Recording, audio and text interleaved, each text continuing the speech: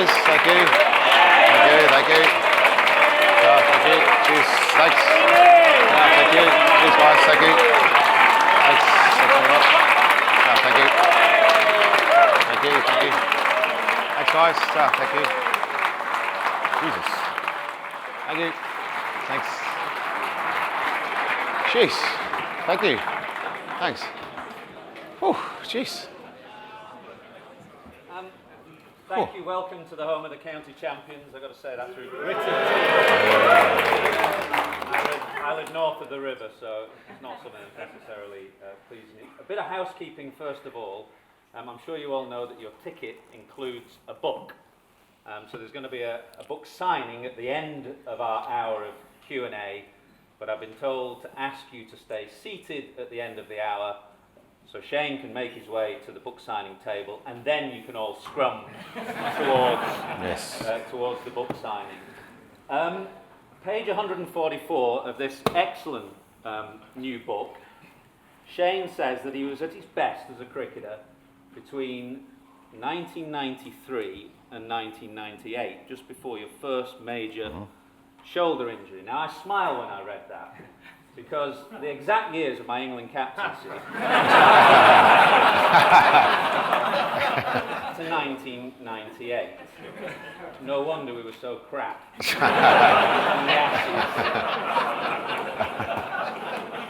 you look at it two ways, really. You either say, well, a bit unlucky to not come up against one of the greatest cricketers at his best, or you take the view that I did. It's a great privilege, actually, to play against one of the best at his best. So tonight we're going to talk cricket, we're going to talk a bit of character, we're going to talk what it takes to make it to the top, and perhaps some of the pitfalls of fame when you do get to the top. There was another bit, actually, that interested me in the book. Page 239, you talked about a boot camp before you went to the Ashes. Not particularly something you like, the boot camp, but during the boot camp, every Australian cricketer had to write about the strengths and weaknesses of their teammates. This is what they said about you. You never ever give up on a cricket field. You're too quick to be judgmental about others, and you are never prepared to change your mind once you've formed an opinion. So a great cricketer, maybe slightly flawed character as well, and I'm sure we all share only the second bit of those two things. So it's a great pleasure to welcome Shane, voted one of Wisden's 5 cricketers of the century, a fantastic cricketer, and somebody that I know, having played against him for all that time, played the game in what was the old-fashioned Australian way, which is to say hard but fair. Thanks, Athos. Thank you.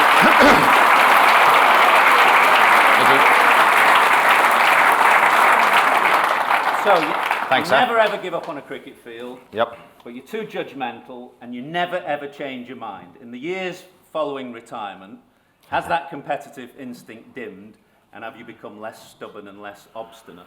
Well, thank you very much for coming. I was that was very nice of you. I was expecting a few boos when I walked in, but thank you very much for the warm welcome. The boot camp and the questions there, I probably am too quick to judge people. I'm very loyal.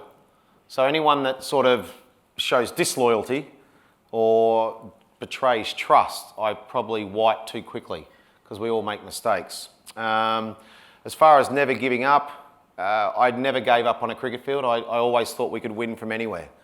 And that's something that I try to portray with the team. I tried to lift my team as well. And when with the ball in my hand, I always believed that the next ball was something magic could happen and we could change the game. For me, the competitive juices, as Ath asked about, have they stopped? No. I'm very competitive in everything I do. You've just come back from the Dunhill Links, haven't you? I mean, you don't strike me as somebody who's a bit of a 3-iron off the tee kind of. No, I try and give it a rip. We just came back. We came tied 12th, which was a bit disappointing not to win it. Bloody pro let me down, to be honest. Look, the competitive, strangely enough, poker. Well, I was going to say, I mean, in the years since retirement, it's not as though your great enthusiasms are painting or photography or something like that. You've gone for golf and poker and sex, but we'll kind of leave that.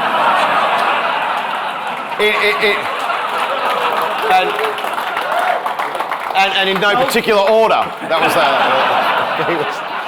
that might be interchangeable which order they go in.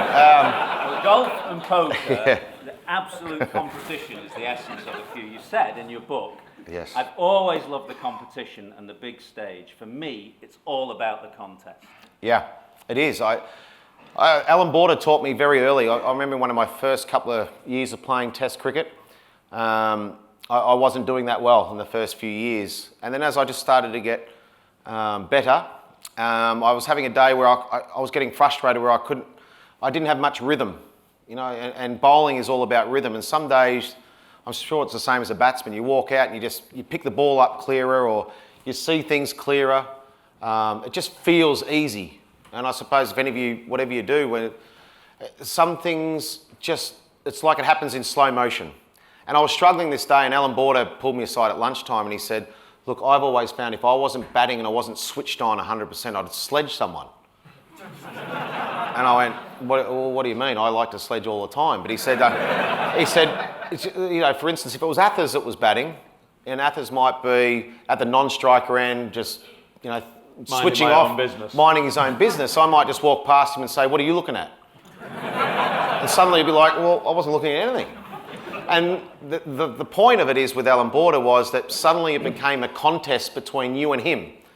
And it just brought something extra out in you because it became a competition between the batsman and the bowler rather than the game. And the game situation, no matter what it was, you had to bowl a certain way when the game was happening. And most of the time, just about all the time I bowled, I was attacking. Occasionally you'd have to go defensive, but not very often. So when you're attacking all the time and you're not into it, it sort of gets very frustrating. So the sledging side of things came into it, and as you sort of about the contest, I was all about the contest. And some days, you quite rightly said that the Australian side that you played against, we played in the right spirit. I'd be the first one after the game if Athers made 100 against us, and you'd shake his hand and say, well played, mate. Didn't happen very often, I can sadly. But you'd do that, and that was the way we played, and it was great to play in that era. I was lucky enough, I think, in that time when we played, like late 80s, coming into a state squad as a young kid, making my first class debut in 1990, then Test cricket 91, 92. In those early 90s, it was a different way to play. But I was lucky enough that we had those senior players, and it was, I'm not saying the modern day player doesn't play because they still love the game, but the money in sport these days is so much that it's hard not to think of it as a job. When we played, and I always thought cricket was a passion. I loved playing cricket. It was sort of like my hobby. My job as I got older was to be the best parent I can. And so cricket... It's a work in progress, isn't it? Yeah. I am a good parent. I mightn't have been a good husband, but I was a good parent. I was a pretty ordinary husband, actually, but I'm a good dad. So that's that. In the book, you mentioned that Lara and Sachin were head and shoulders better than other players that you played against. But in terms of the competitiveness, were there players in the opposition side, not necessarily as good as Lara or Tendulkar, but that you thought, they're going to give me a contest today? I think when you play at that level, when you're playing the top of whatever it is you do, in our case it was cricket, you play at the top, and you're playing against the best from every single country. You don't play there because you happen just to be good, but you've got no competitive juices, or you don't love being involved in that contest. So everyone from the opposition was always difficult. There's a couple of England selections over the years that you thought it wasn't that hard, but but most of the time they were very, very competitive from every team. So I relish testing myself against the best. Whoever it was, we played an Ashes series, it was Athers or Nassau, whoever was the best player in their side, we always used to try and, for me personally, I wanted to try and get them out, especially early in a test match series, to try and get the wood on them early.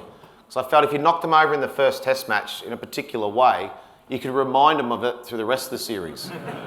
So there's a lot of great players that I played against, but Lara and Tendulkar really stood out for me. I think their ability, it's from slip to watch them face, whether it was McGrath, whoever the quick bowlers we had, quality quicks, to watch them go about that and then face spin from myself. Previously, it was you always pretty said amazing. Tendulkar and then daylight, but in the book you've just switched that a little bit and you've put Lara in Tendulkar's class and then daylight after those and the reason I did that, when you're going back through it, there was some innings that Sachin played that was pretty amazing, but then going through some of the innings that Lara played against us, I said, he played more... So 277 at Sydney, 153 in Barbados, yeah, there's match-winning... Another 200 at somewhere, was it at Jamaica or somewhere to win them the game. And no, we made 500 in the first innings and he came out and made 200 in the last innings to win the game. I just started thinking about it, 25 years of playing, and thought about those wonderful innings that Lara played. And I think if we wanted to watch someone play, Brian Lara was sort of the guy. He had that flair. If you wanted someone to bat day in, day out for you for your life, I'd put Sachin out there. He was amazing.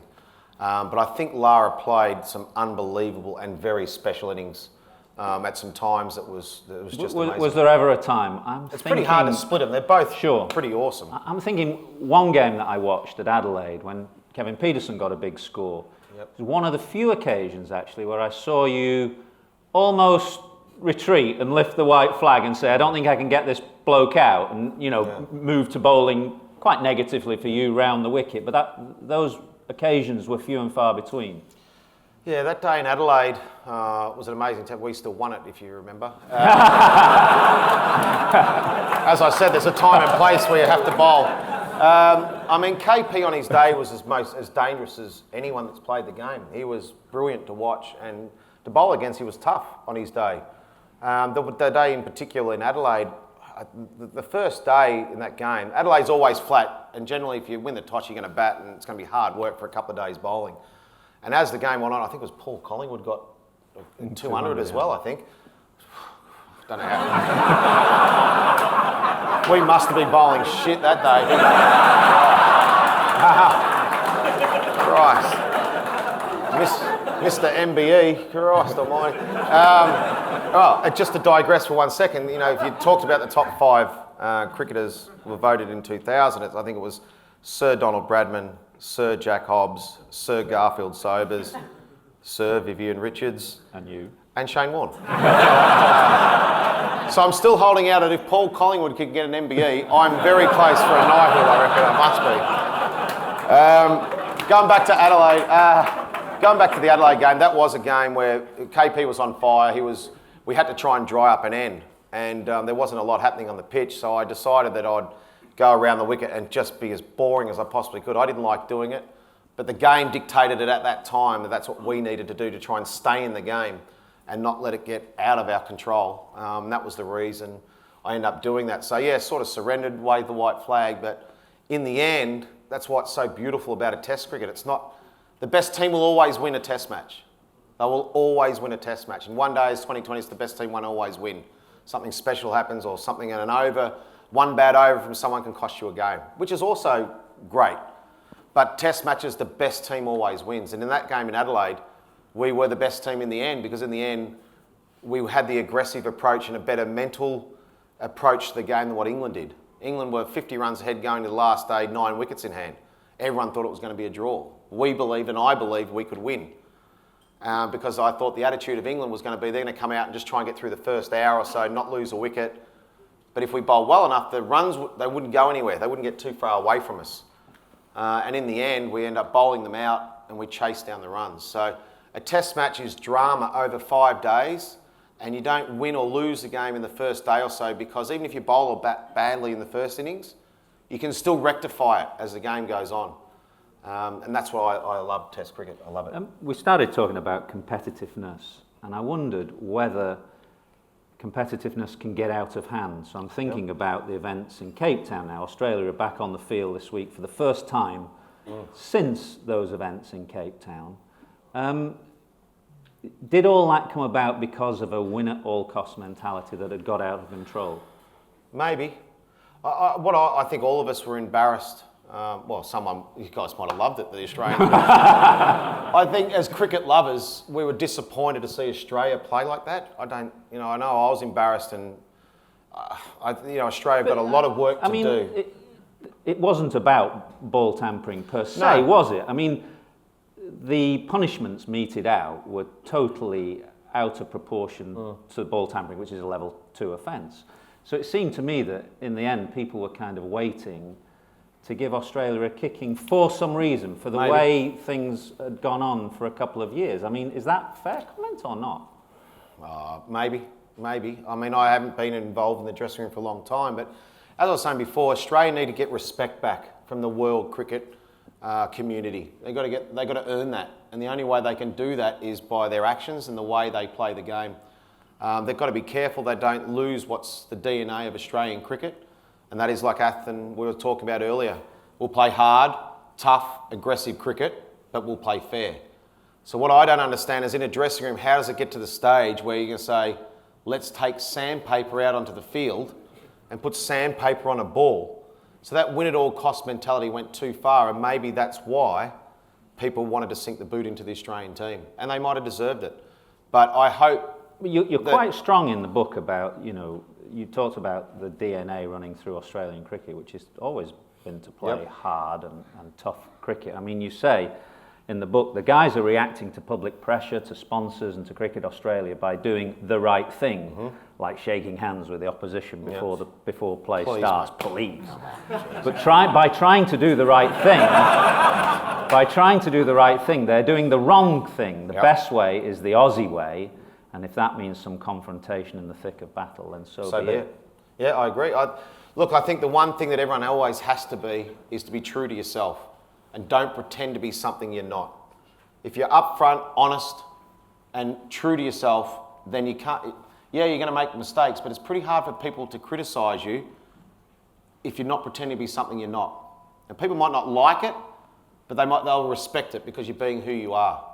And I think that's an important thing for Australian cricket to remember right at the moment. Yes, all this bullshit about shaking hands before a game with the opposition. Say good luck or whatever. You don't need to do that. It's over the top and giving it perception. The teams led by Alan Border I first played against Australia in 1989 and then 1990. Those Alan Border led teams with Merv Hughes in them, there was no fairy tale out there. No filter. No inner monologue. You can keep going if you want with Big Merv. They were, and occasionally we would overstep the line, I would say. Merv occasionally would overstep the line. A lot of us would. But I still think there was a respect factor for the players and the team because of the way we played. I think people enjoyed watching us play. And occasionally, in this day and age, everything's so politically correct. And everyone's got to be so careful what they do. But then we whinge when we don't see characters playing sport. So we've got to be careful that you can't have it both ways. Yes, there's a line about racism and all those things. There's none of that, and none of that's acceptable or shouldn't be tolerated. It shouldn't be tolerated at all. But there's a sense of fun for me seems to have just been lost along the way out of everything. And I think, Athers interviews someone at the end of a day's play. Shane, it was a very good day for Australia Day. It was great. Everyone played their part. It was a fantastic team effort. A good day tomorrow. I'll have a nice sleep tonight. It's day by day. I mean, please give us a break. It's boring. You would like to think it would go something like, I was really happy with the way I bowled today. I worked hard before the game. I planned well to get him. I got this guy out the way I did. I own him. That might be a bit over the top, but you know what I'm saying? You just want to see people speak the truth and how they feel rather than say the right thing. I was very interested reading the early chapters of your book. A running theme through it, and a running sore really, is the fact that you couldn't make it as an Australian rules football player. That was your first love. Yeah. That was what you wanted to be. Yeah. And when was it? Late 80s that St Kilda finally sent you the letter that said, no thanks very much. But, that interested me because you came to cricket quite late. Mm-hmm. So if you think of, your background growing up, you weren't that into cricket. Mm-hmm. You played all other sports. Mm-hmm. Your enthusiasm for the game came bloody late, late 80s, almost a year or two before you started playing international cricket. A very different background to a lot of young cricketers that you see now who are kind of pushed through academies from a very early age, and it's cricket. And I think that was an advantage I had.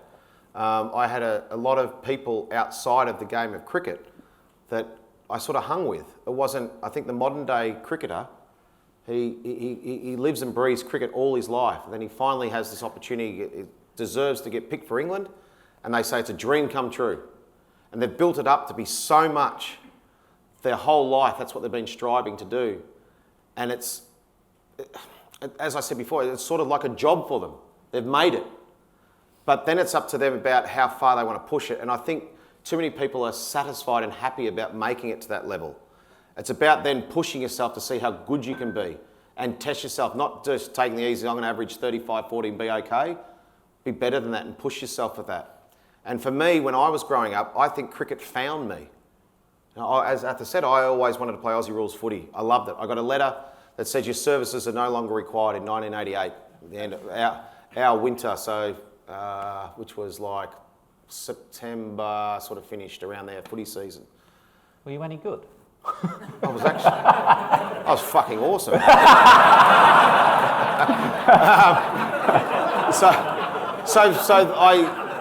I played cricket in the 4th grade for my club team that year, maybe in the 3rds, and worked my way up to the 1sts. And it came to the winter of '89, your summer, it was like, over that period, it was like, well, what am I going to do? There's no footy. And a mate of mine, Ricky Goff, who played down in Bristol, said... Well, I'll tell you partly what you did. Okay, tell me. Well, this interests me as well. well. I do remember, I did just write a book about it, but go on. You drove trucks for a company called 40 Winks. True. You delivered water beds. True. You delivered pizzas. True. Lifelong enthusiasm for them thereafter. And you worked at a jeweller's. Yeah. And just quickly, with the pizzas, I was actually playing international cricket and still worked on a Friday night at a pizza shop. That's true, too. I had to borrow money. That also, I mean, so, you know, you're somebody who's had broad life experiences before you played international cricket. You also had a winter in Bristol and a winter up in Accrington as well. So my guess is that you're a pretty rounded character by the time you become a professional cricketer. Yeah, I was. And, you know, it was cricket. Once I had a taste of international cricket in 91-92 against India, yes, I got pogoed around, smashed all over the park, but it gave me a taste. And I think I was 21, 91, yeah, I must have been 21, turning 22. I was, as Ath read out, I'd worked delivering beds, which was, it was really hard. Well done if anyone's doing it, congratulations. But I tell you what I could do. I could actually ring the doorbell with a queen-size mattress. There's the plastic over it. And if you rocked it like that and put your knee in the back of it, you can rest it on one hand and still ring the doorbell. So I did get good at that. And then on the pink form you used to have, they'd say, would there be any help there? And you'd always check it and say, yeah, there'd be help there. Because normally it'd be up a spiral staircase into the back bedroom. And it's not that hard with a mattress, right? So when the 75-year-old grandma would answer the door and there'd be no help there, I was like, well, could you please help me get this mattress up? And all I can say, it was pretty fun to try and get the mattress up into the top bedrooms. Did it make you more determined to make a success? I knew I didn't want to be delivering beds for the rest of my life. And I never got to try them out, not once did I actually... And I'm not talking about the 75-year-old grandma about it either, just for the record. Delivering, when I did the jewellery, it was signet rings. So I'd have a sheet of gold or silver or platinum like that, and there'd be like the old sewing machines. And there'd be like a throttle on a car. And I'd go like that, and there'd be this needle here, and I'd go... And then on the hour, the buzzer would go and you'd go out for a smoke. And I didn't last that long at that job either. So yeah, I didn't really know what I wanted to do. And then, as I said, when cricket, I picked for Australia, I wasn't ready. 21 years old, I'd only played, I think, a handful of first-class cricket. I really didn't know half the Aussie team. I remember standing there with my cricket bag, and Bruce Reid came out, who was 6'10". And I said, "G'day, Bruce, Shane Warne." He said, "Oh, how are you?" Just kept walking. And then there was Jeff Marsh. I hadn't met these guys, let alone played against them or anything. I didn't know them. And the year before, my brother and I, if we were mucking around on the beach or in the backyard, you know, we were pretending to be Alan Border. You had to sort of stand there like that and go, and then pull shots. And do all these sorts of things. Next minute I'm sharing a dressing room and a dart and a beer with him. And it was just like, rewind. this is pretty cool, isn't it? Just rewind a few months just before you got picked for Australia, because you say after your episode of delivering pizzas and waterbeds and God knows what, you say at some point you've got to get serious about the game. Cricket is not a game that you can be half-hearted about. So by your own admission at this point, you're a pretty naive leg spinner. And the book is very generous about one man in particular. It's a very generous book, actually, about a lot of people who helped you along the way. But one man in particular, Terry Jana, who, when you left the academy, you got in your ute and you drove across Melbourne to Adelaide, and spent a few weeks with TJ. Just talk to us about his influence over you and how he helped you make you into a test match bowler. Yeah, he was, unfortunately he's passed away, TJ. He was amazing for me. I wouldn't have been the bowler I was if it wasn't for him. I think I came along in a good time in his life as well. He unfortunately had just come out of jail for embezzlement. He embezzled $1,500, or I think $1,800, and was away for 18 months in prison. The day he got out, Rod Marsh, I said to him, look, there's a young leg spinner in the academy here in Adelaide I think you need to see. And I go into a lot more depth into the book about it, but basically we started up a friendship. And I knew how to bowl a leg spinner, I knew how to bowl a wrong un, I knew how to bowl a few deliveries, and I could spin the ball big. But I didn't know the what, when and why. I didn't know how to bowl. I knew how to bowl a leg spinner, but I didn't know how to set up a batsman. I didn't know really much about a plan, about working a batsman out, what to look for. And he taught me a lot about the what, when and why. And you don't just bowl a flipper because you haven't bowled one for 2 overs. You don't just bowl a wrong because you haven't bowled one for 10 balls. There's a reason behind everything. It's all about a story, a plan, a setup. And he taught me so much about that, and it was fun working with him. And the good thing about that at that time, he could still do it. And it's great when you have the ability to still, when you're coaching someone or helping someone, to talk them through what you're trying to do, but then to show them. It's all right to say something, but if you can show them, I think it really helps. And he could still show me these things, and it was fantastic. And the relationship we had was pretty amazing. When I got picked to start with and didn't do that well, I remember, as Ath just pointed out, I drove from Melbourne, I didn't tell him, but I just drove from Melbourne to Adelaide to spend some more time with him, and bought a slab, 24 cans of beer, and just knocked on the door. And he said, what are you doing here? And I said, I just wanted to come and chat more about it, and we thought we'd have a drink. He said, first of all, he said, how about you get fit? He said, you're a fat bastard. And it's pretty fair enough, I was. And he said, you can take those beers back. And I went, oh, okay. He said, actually, put them in my fridge, just for... and then we sat there, and he said, look, he was brutal. He said a lot of people would, do anything to have an opportunity like you have to play Test cricket. You don't deserve to be there. You've done nothing. There's a lot of players over the years that have done so much that have never had that opportunity. You got picked on potential, that you can bowl a leg spinner and rip it. He said, how about you basically put faith back in the people that showed faith in you and get serious about it, and not just, this is a bit of fun and see what's next. So I went and I started the next day. I said, rightio, I'm going to start getting fit the next day. I'll start a fitness campaign, I'll bowl for as long as it takes. And he said, yeah, okay, whatever. So I woke up, set my alarm for 6, went for a run. Didn't have a smoke till after breakfast. Normally it's as soon as I wake up. But I lost 13 kilos, got down I think 79 or 77 kilos. Super fit, ready to go, picked for Sri Lanka and in 1992. And when I left the academy, Rod Marsh was the head coach of the academy at that time and let me bowl to all the guys down there. I bowled for hours and hours every day. And I bought a couple of bottles of wine. I didn't have any money, so I bought the most, I think it was $15 or $20 bottles of wine in the local bottle shop, and gave one to Rod Marsh and one to Terry Jana. And Rod Marsh, when I got picked back in the Australian side in 90, they both said at the time that it would be appropriate time when we'll drink this and we'll drink it together. And in 92, I got picked back in the Test side, and I got 752 against the West Indies when they were still a very good side. And Rod Marsh rang the dressing room in Melbourne and said, I've just popped the bottle of wine. And I rang Terry Jenner, and he said, it's not the appropriate time yet. It's still a lot to go yet. And then in 1999, at the West Indies, I got dropped in the West Indies in 99, and TJ was on a tour there, and we were having a bit of a bowl and stuff, and he said, I still haven't opened that bottle of wine.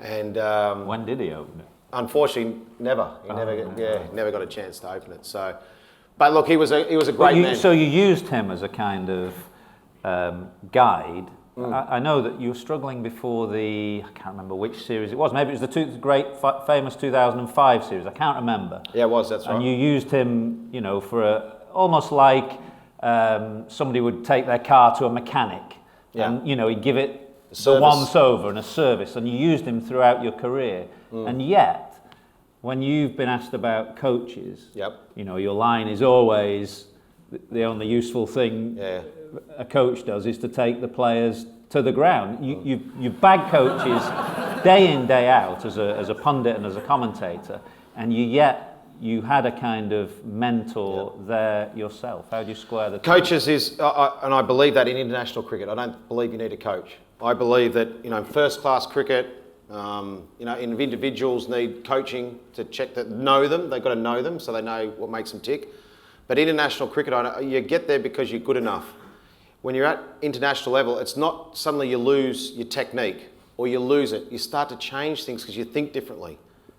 You start to think that you're going to get dropped. You haven't made a run for a while. You start to panic. So it's got nothing to do with coaching technique. It's more a mental side of things that you need to talk to people and talk it through. It's a communication thing.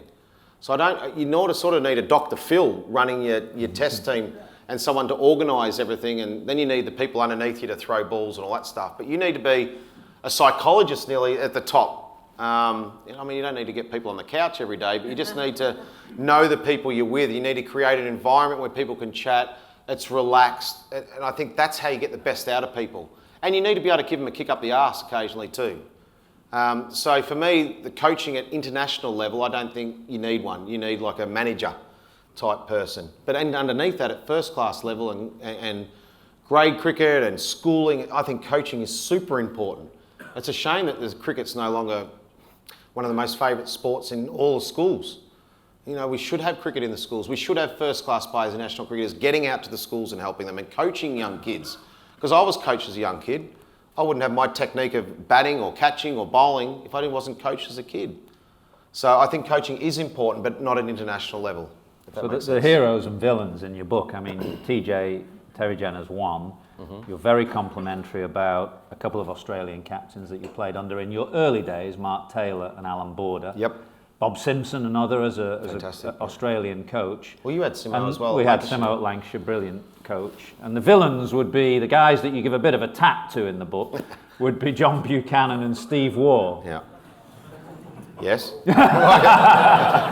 Does it eat away at you that you were never appointed Australian captain? And I know you captained in some one-day games. Yeah. But, an official Australian captain. It's sometimes said, along with Nugget Miller, you might have been the best captain Australia never had. Does it eat away at you? It doesn't eat away at me. I was lucky enough to play under a few. I would have liked to have done it if I had the chance, but it's not something I sit around and go, geez, I wish I'd have been captain of Australia. I just don't think like that.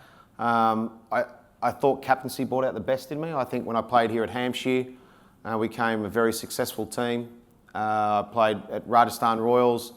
I was captain there, Victoria. I think we've done a good job there with those guys, and I enjoyed doing it because I think I understand people, and I back my ability to get the best out of people. Is there any part of you that understands why Cricket Australia might have fought shy of giving you the captain?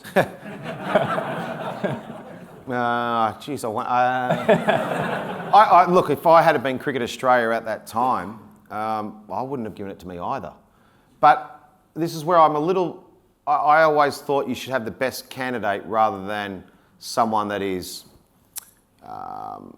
fits all the right boxes, and ticks the right boxes. But you've got to be it's a bit naive to think like that because there's sponsorship, there's TV, and all the other things that come part of captaining a side, not just on-field cricket and getting the best out of players and performing away. There's a lot more to it than that. So I can totally understand it, but I don't regret it in any way that I sit here and go, geez, I wish I'd have been captain of Australia. Let's talk leg spin. Have we got any leg spinners in the room, by the way? There's a few, that's good.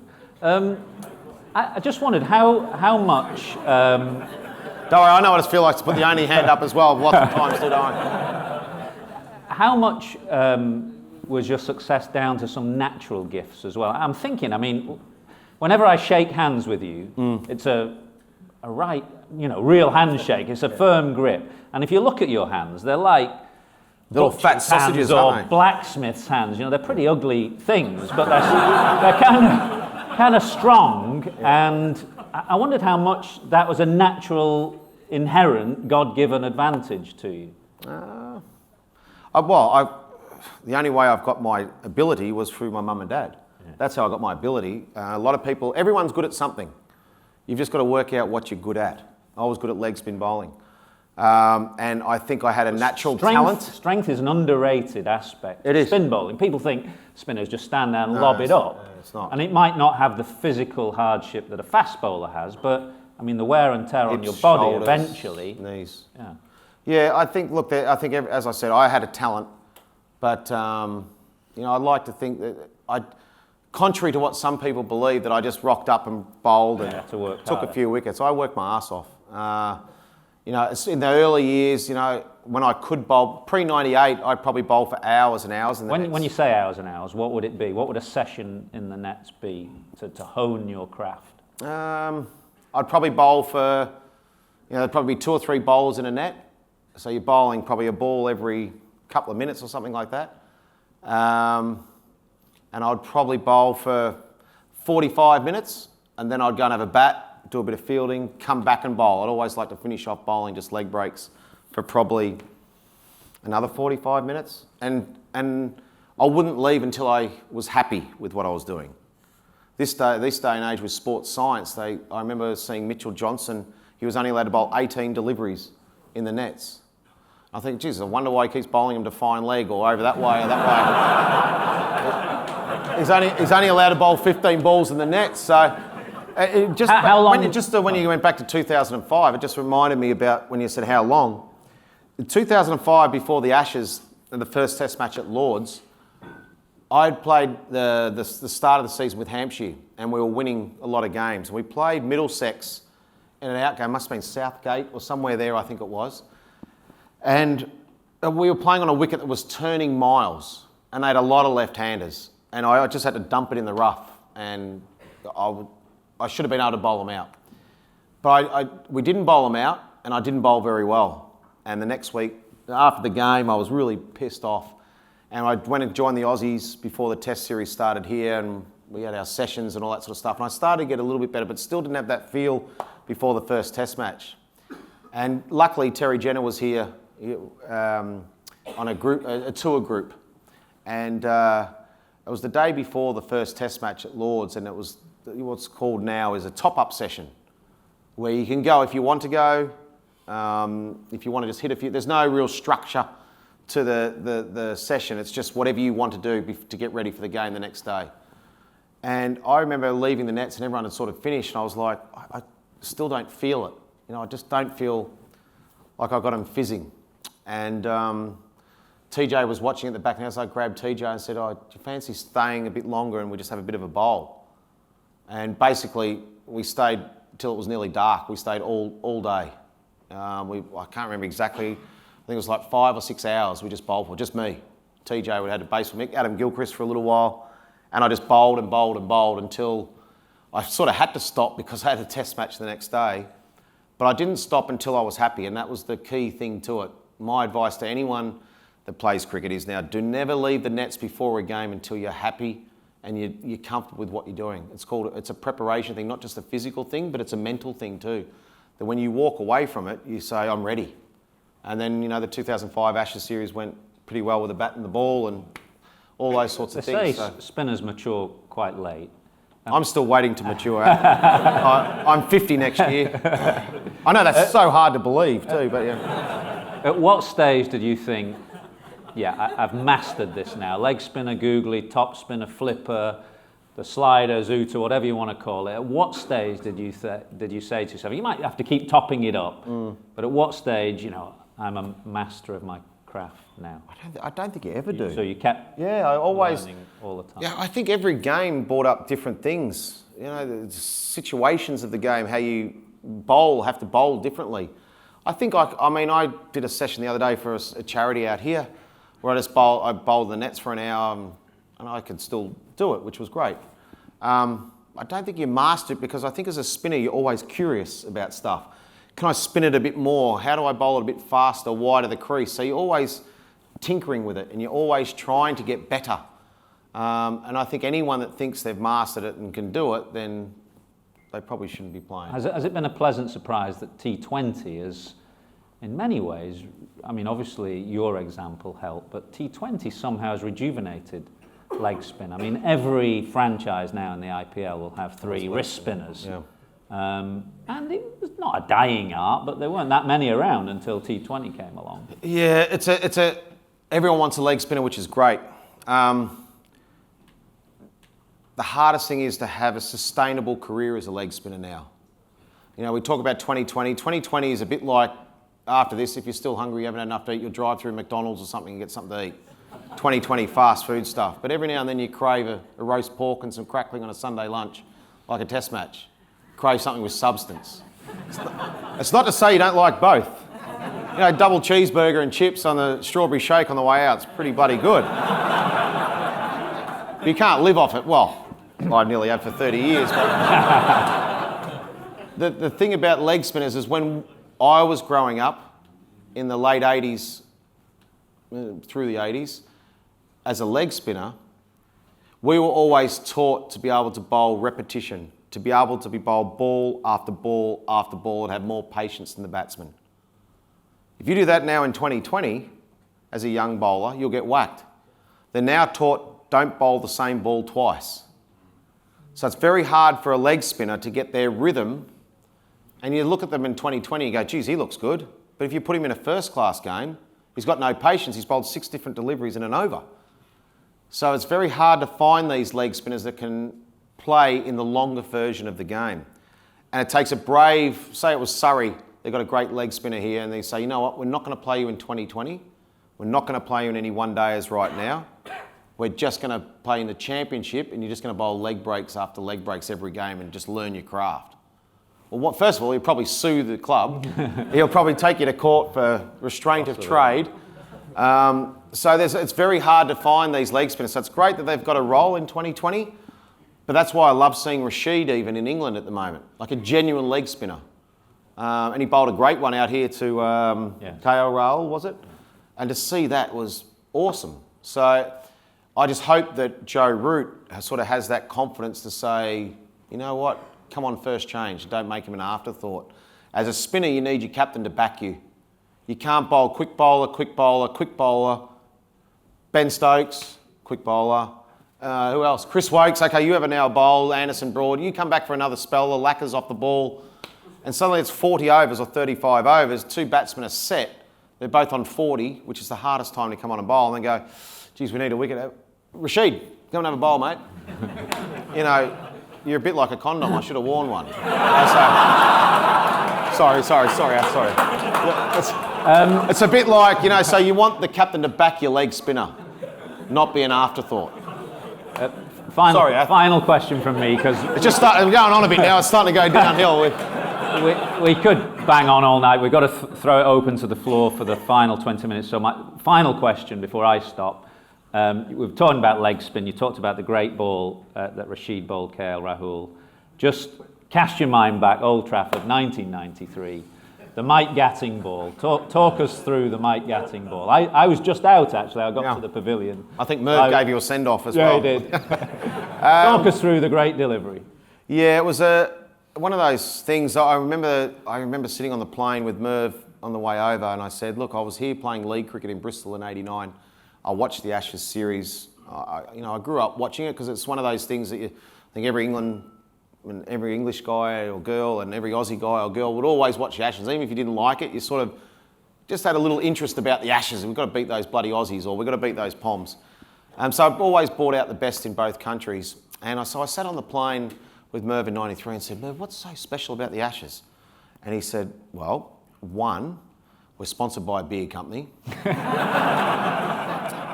He said, two, there's still rest days in Test cricket. Three, England are crap. He said, so it's a great tour of 6 months on a bus, there's no air travel, you'll love it.